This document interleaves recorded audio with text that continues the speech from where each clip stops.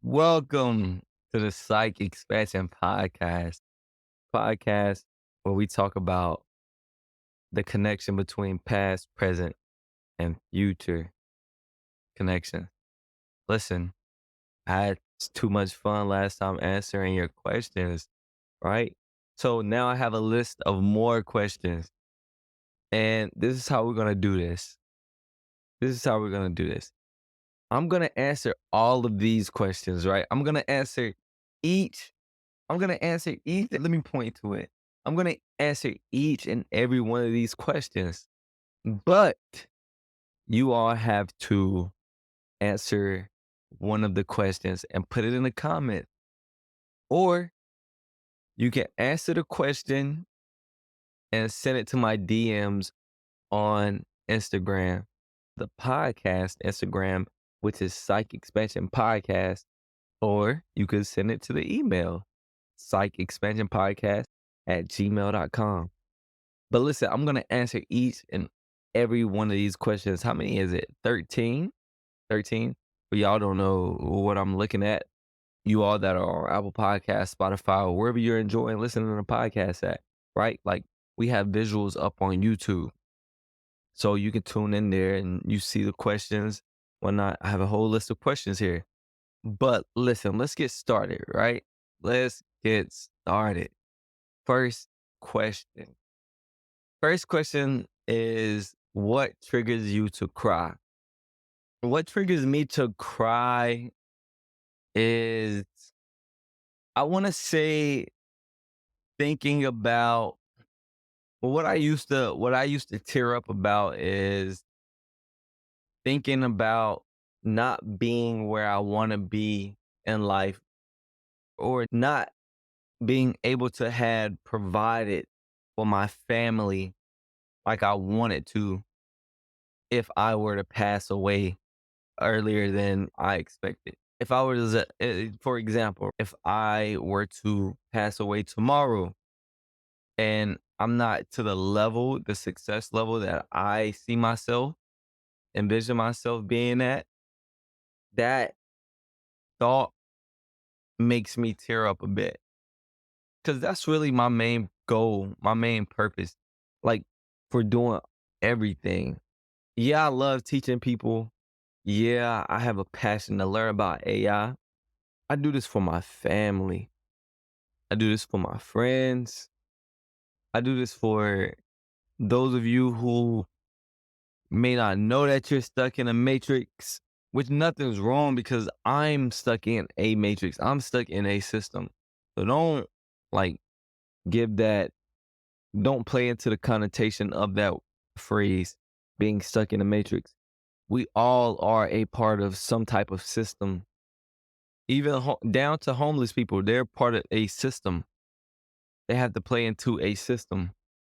But yeah, that's what triggers me to cry or tear up is just the thought of not being able, not the thought of not being in a position to provide for my family how I would like to before I leave Earth.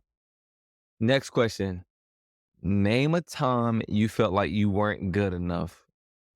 Ooh, name a time that I felt like I wasn't good enough. I don't know. I want to say name a time when I felt like I wasn't good enough. I want to say it had to be when I was in high school and I was playing sports.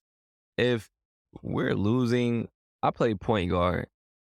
So that's like captain of the team in most cases, most scenarios.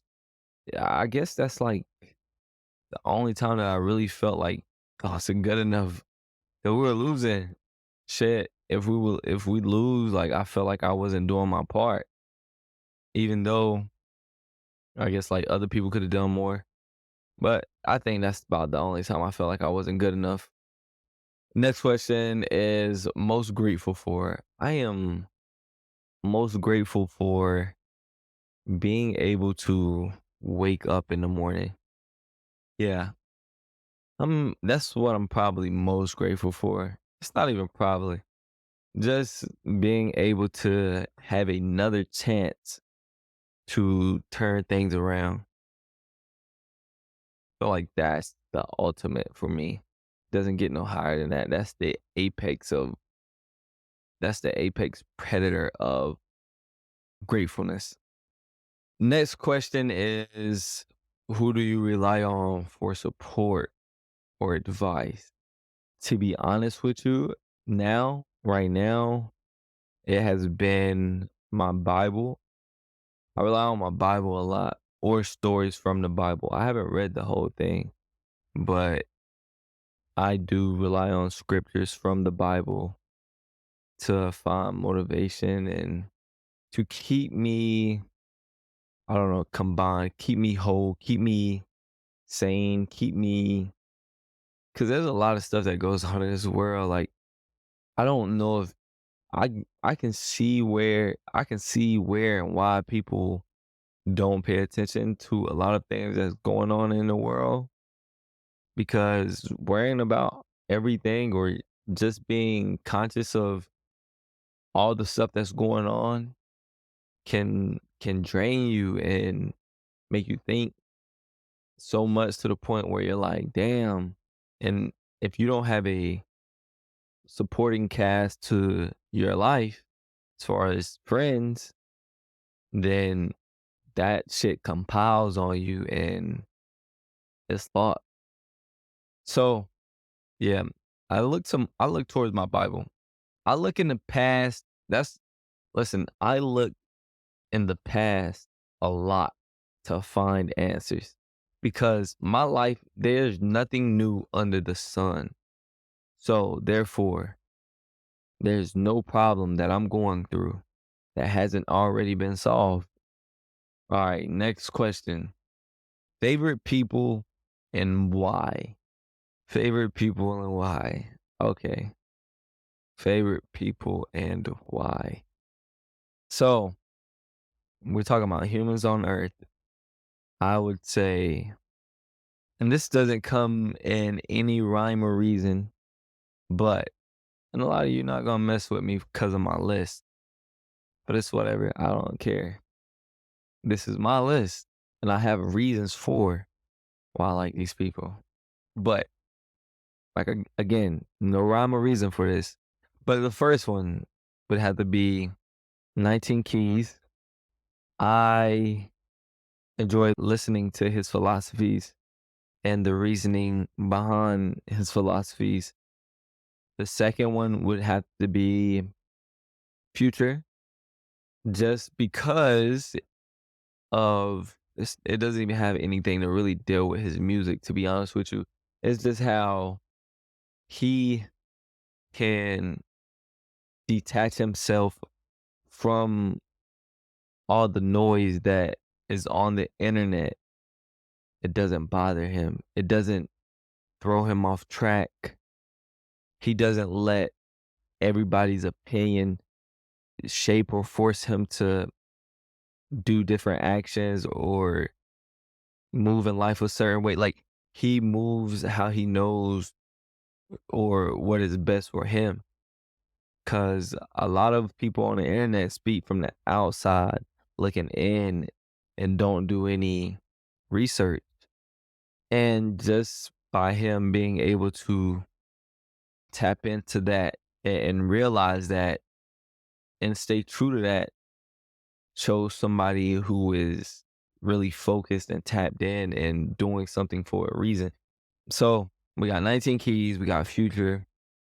And as far as favorite person, favorite people and why, I wanna I was gonna do a family member for this, but me. I'm gonna just say me. I'm one of my favorite people. I am one of my favorite people on this earth because I am proud of who I am. I am constantly growing in different ways. I don't let likes and media get to me. I have a balance between, I don't know, I am one of my favorite people on this earth. Yeah. And like I said, again, no rhyme or reason to this list, but who did I say? 19 Keys, Future, and myself. Next question. Next question is closest friend and why? Closest friend, closest friend. I always put God first, but if we're gonna talk about human, my closest friend, I don't know if I have a close friend, like to consider my closest friend. I do have friends, but as far as closest friend, I'm not gonna lie to you, that's tough. Again, I only say this because I've had people come and go out of my life multiple times. So it's just, I don't get close enough to consider someone my closest friend. You see what I'm saying? Like, it's like we're close, but you never enter that bubble as my closest friend. The next question is anyone in your life that needs to be forgiven? Yes, a few people in my life need to be forgiven that I don't think I've taken the time to actually forgive, right? It's not that I let it bother me, but I don't think I've given it the thought to, I haven't given it the thought to why I should forgive these people. Yeah. So I don't know if this is asking me I don't know if it's asking me to list the people, but I don't think I hold grudges against people. I see people and I greet them, and because I'm very optimistic about life. I don't listen, again, my faith, my relationship with God is strong, and God has forgiven me for so many things. There's no way that I can hold a grudge and hold a grudge against people, like, and not forgive them. I've apologized to people that's done wrongful things to me. I've built bonds, reconnected bridges with people who have done wrongful things to me. That's who I am. And it's not a weakness of mine. I just know that if I can ask God to forgive me and he forgives me, then there's no reason that I shouldn't be able to forgive other people for making mistakes. Next question is, I'm gonna speed up these questions a little bit. I get too deep in these questions. It's because I want to answer them sincerely and I really want to give you a truthful answer. So my thought process, I'm very analytical. My thought process can go on, but I will speed up a little bit because we have a little bit to go. We have probably one, two, three, four, five, six, seven. We only got seven more. That's not too bad. Last person you said I love you to. My mother. I told my mama I love her. I tell my mama I love her every day. Every day. I don't give a fuck what we go through. I don't give a fuck how often we go through it. I don't care. I tell my mama I love her every day. Without my mama, there is no me. Without my mother, there is no me. I love you, mama. Next question. Biggest turn on. Okay. I'm gonna have to say my biggest turn on in a woman is probably her intelligence. If a woman can make me think and the conversations don't have to stay surface level, yeah, that's my biggest turn on. Biggest turn off is my biggest turn off would probably be a woman who has to be on social media. Like in her mind, she has to be on social media. I have to have my phone. That's probably one of my biggest turnoffs in a woman. I have to have my phone. No, you don't. No, I'm not.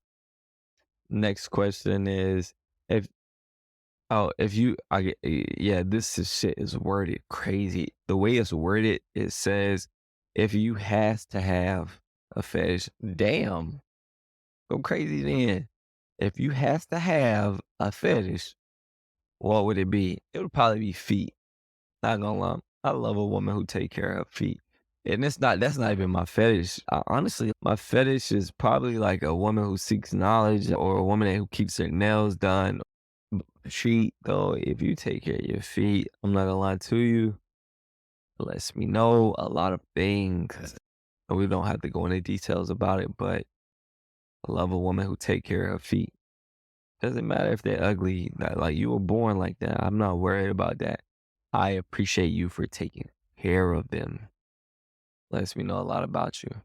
What is something new from your childhood that shaped you into the person you are today? I always go back to my creativity and my imagination has taken me. It has carried me. My imagination has put me in this backpack and got me to where I am today. Because without it and without God, of course, always got to include God, but without my imagination, I don't know how I would have even thought of the things that I thought of to get me through certain situations. My imagination told me when I didn't have food that, listen, other people do it. You can do it. Look, just picture this. All you got to do is eat 2 times a day, 2 yogurts, go to work, come back, eat 2 more yogurt. Just keep your mind busy. You won't be hungry. That's what my imagination told me. And I did it. Hard times, my imagination mindset, it got me through it. What else? Let's see. What is something from your, oh, we read that. My imagination is the answer for that. My imagination. What's your perception of God? Everything. Next question. One thing you could change about yourself. Ooh. One thing that I could change about myself, I'd say if it had to be any one thing that I could change about myself.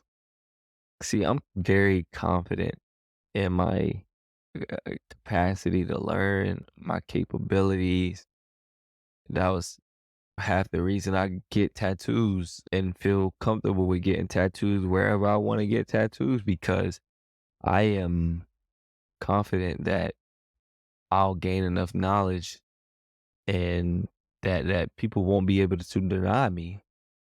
Like if Steve Jobs had tattoos, do you think they would have fired him? No. Fuck no. So my confidence, I definitely wouldn't say more confidence. I would say if I could change one thing about myself, I would say my vulnerability or yeah, my vulnerability to others. No, not even that. Because I don't care about making myself vulnerable to others. I really don't. At the end of the day, I really don't. I've told you guys so much today, and I wouldn't change that. And I don't want to say my care for others, but I would say my investment in time in others. That's the one thing that I would change about myself.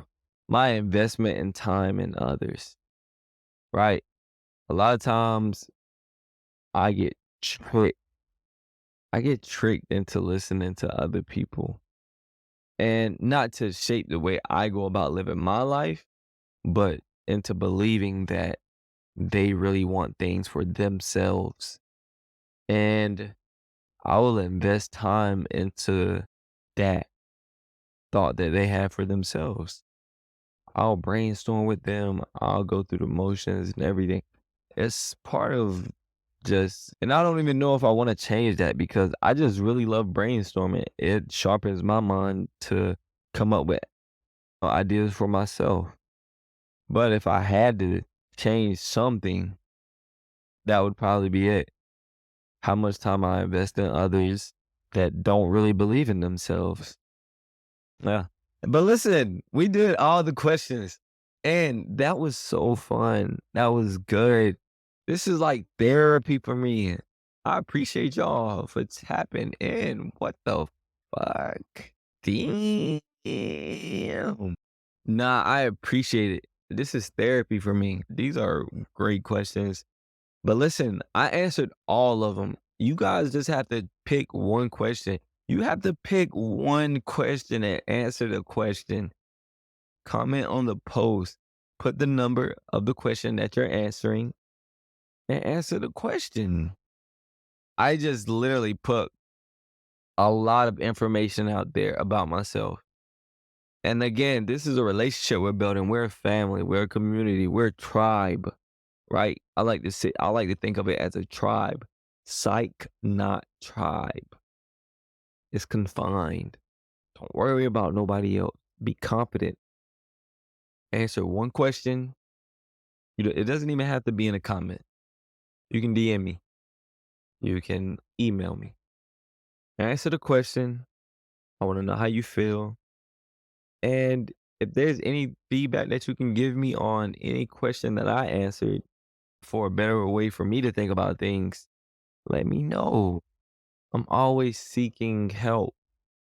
I'm trying to grow as a person. That's what this life experience is about. Growing. We don't know everything. It's okay to be wrong. If you are always right, how would you grow? You know what I'm saying? This has been another episode of the Psych Expansion Podcast. I hope that you all have enjoyed this episode. I really want you to answer a question and get back to me. You can actually see this podcast live on YouTube, or you can listen to it if you're at work, jogging, biking, working out on Apple Podcasts, Spotify, or wherever you enjoy listening to podcasts. I'm your host, Gabriel Elijah.